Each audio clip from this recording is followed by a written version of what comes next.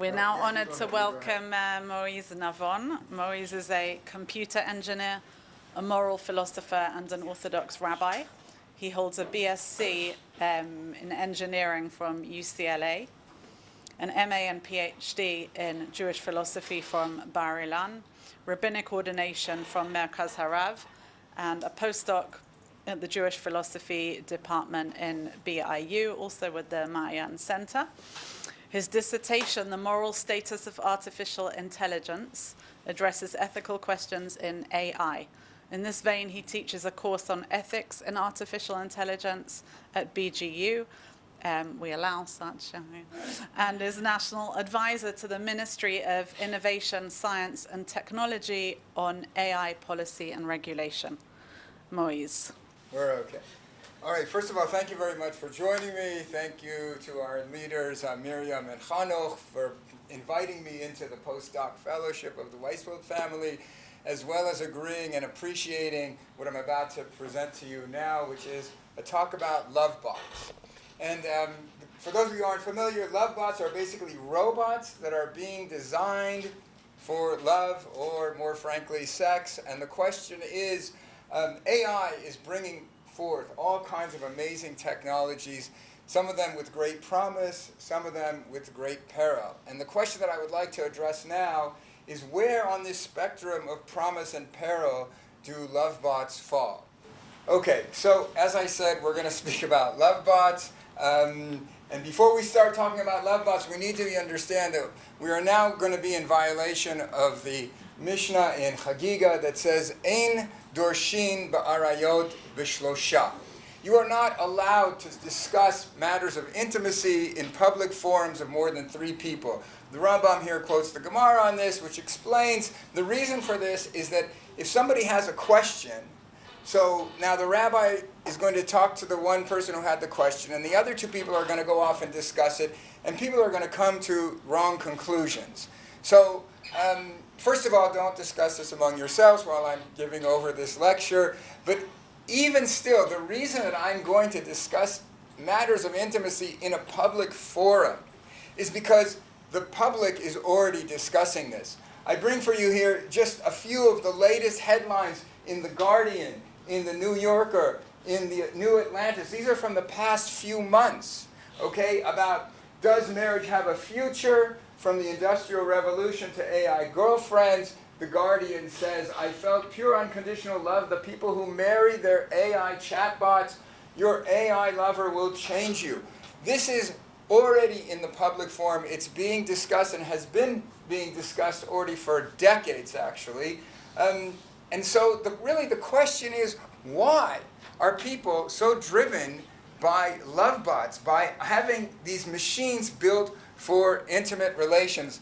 And to answer that question, I'd like to play for you a small clip from Woody Allen's Play It Again, Sam. I hope that the sound here will work.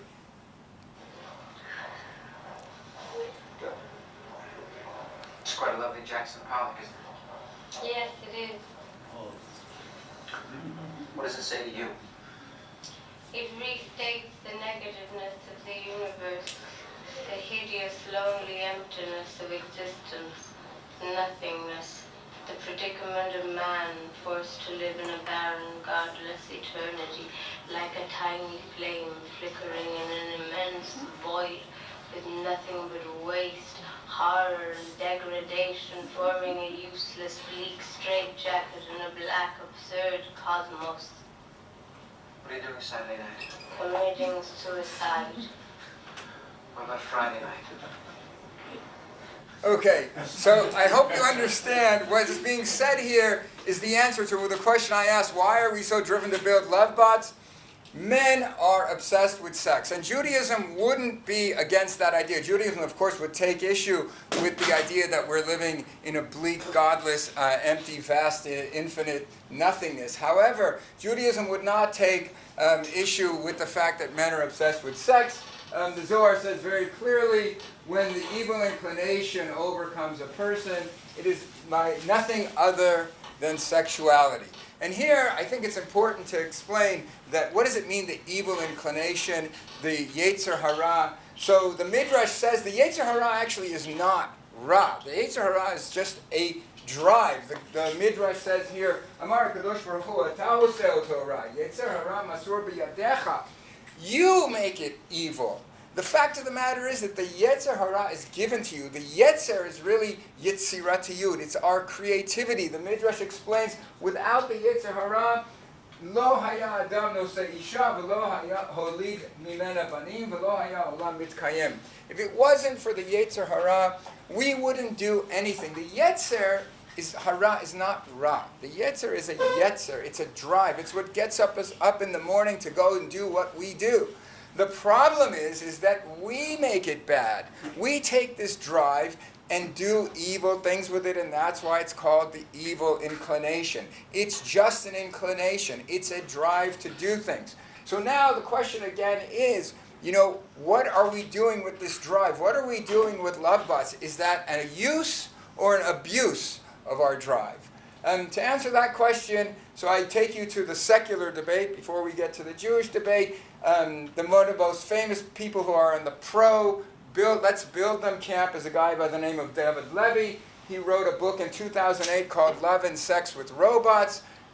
Basically, he says love with robots will be as normal as love with human beings. He welcomes this opportunity to bring technology to our service. Against him are people like Sherry Turkell. She's a sociologist at MIT. She wrote a book called Alone Together. She explains why are people going to be driven to relationships with machines. She says the machine could be preferable for any number of reasons to what we currently experience in the sometimes messy, often frustrating, and always complex world of people. So what she's saying is people are difficult. And if we have machines that can do what we want, when we want, how we want, without all the complexities, so we're going to take the easy route. However, she goes on to say, but a love relationship involves coming to savor the surprises and rough patches of looking at the world from another's point of view. If you think the relationships are just about getting candy, so you're going to remain a little child in a candy store. Relationships are about developing the human being. It's about growing up. But that's basically the two sides of the secular debate. I take you to the Jewish debate, which, funnily enough, is actually very powerful from both sides. We start with the comment of a religious Jewish blogger. This was in Hebrew originally. I translated it. And this is how I got into this whole subject. He writes as follows.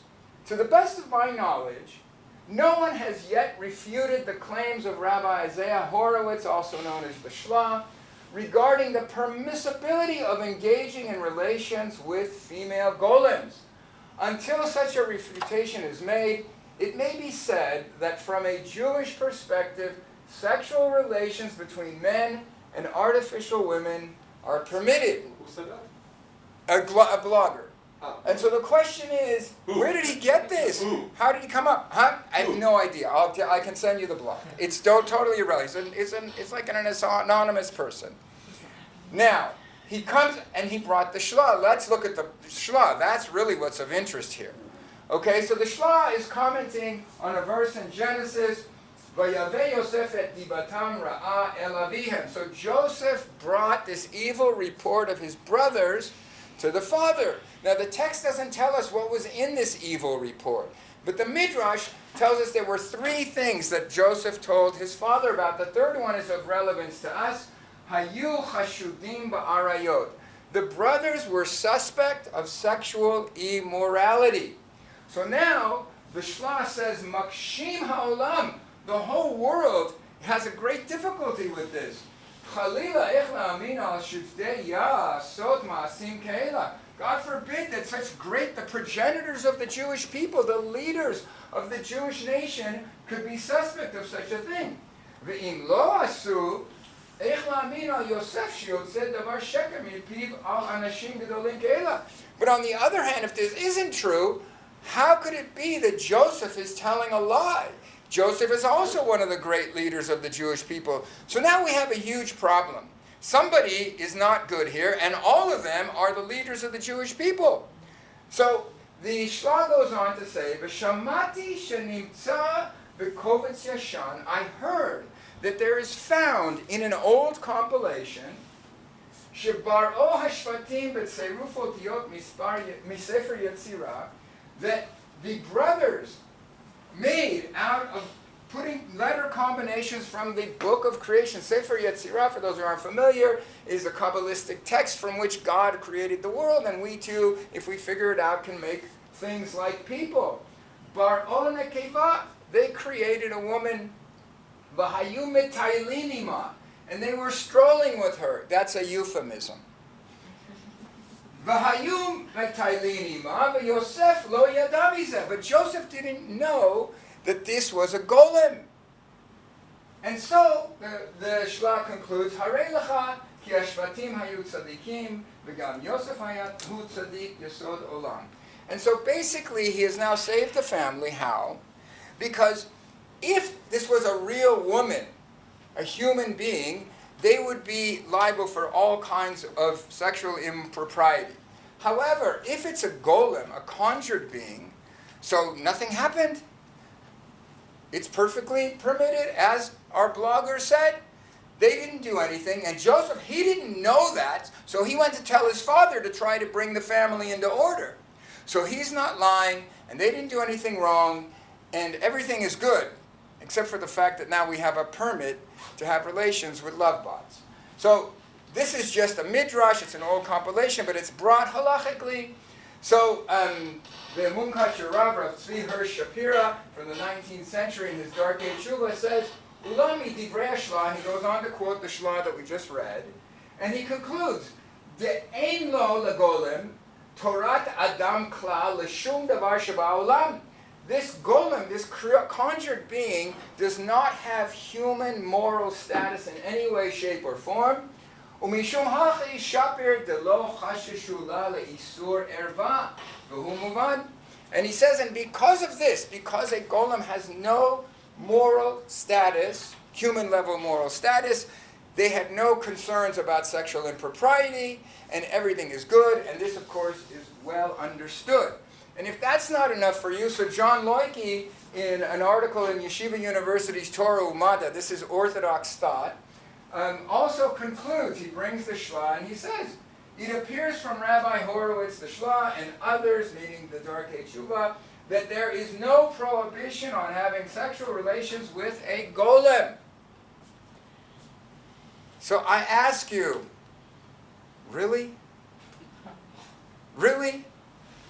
I mean, based on this one compilation, which true, we can come to all kinds of conclusions. Is that how we make our moral determinations, which then we make halachic decisions? I don't think so. So first of all, let's look at who said this. The Shla is also known as the Shla HaKadosh, the Holy Shla. He didn't get that name by permitting Lovebots. But anyway, let's look at what he says about in Kedushat HaZivug, the holiness of intimate relations. So he says, you are commanded Kadoshim to you. That's straight in the text, be holy. So now he brings Rashi, the most basic comment on what does that mean, be holy. Perush Rashi, V'chol makom she'ata motzei gader erva, sham ata motzei kedusha. Whenever you find any kind of fencing of intimate relations, that's where holiness is to be found. And he says, Perush ledvarav, inyan kedusha hi prishut biyoter. And so you should be withdrawn from this activity as much as possible. He doesn't say you should abstain, because he says that if it's done properly, it's kadosh me'ot. Okay. Now, this is the Shla. There's no way that the Shla would have come out with the implications that we just read.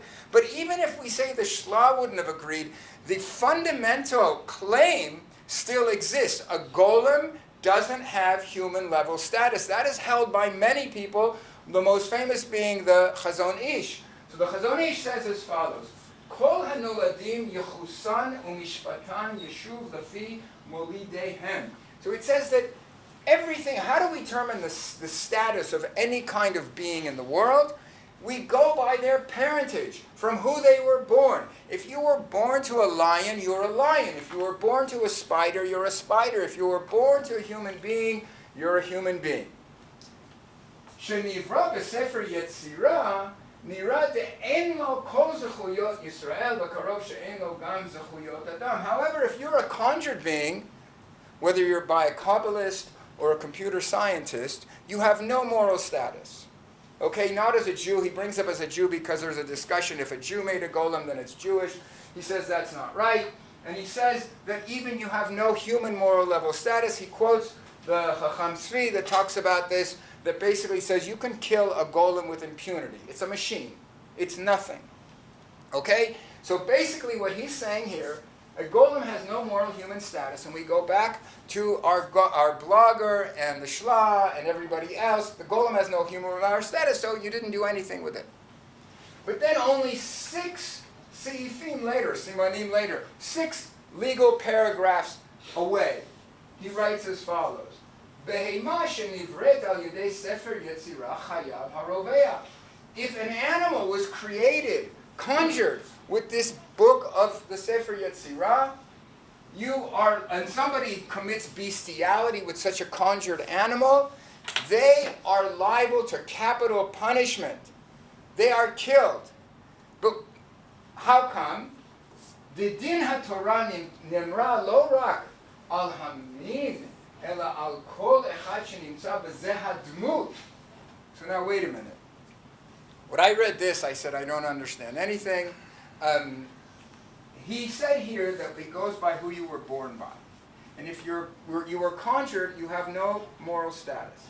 And now here he said, if you were conjured, you still are liable for the acts that you did with it, because we don't go by the species, spider, lion, person.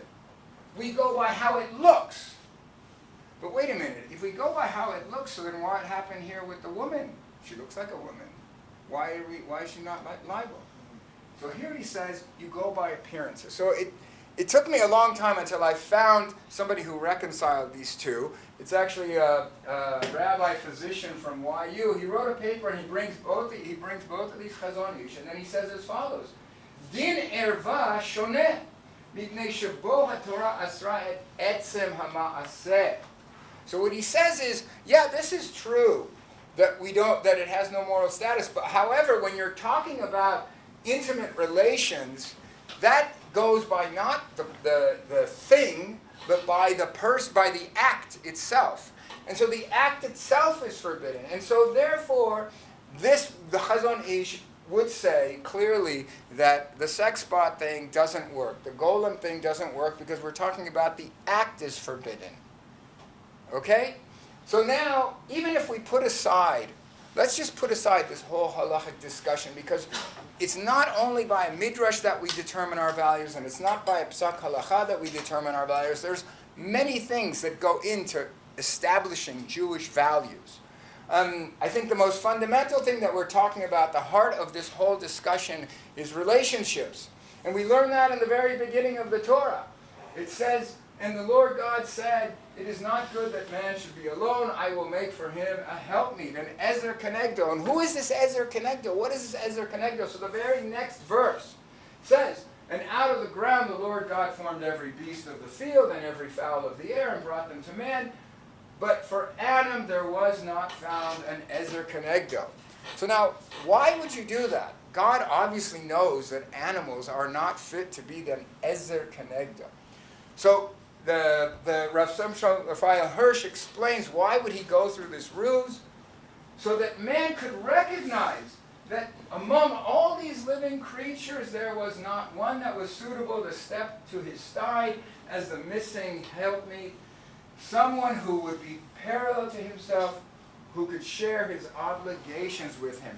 God did this so that human beings would understand an ezer kenegdo is not an animal.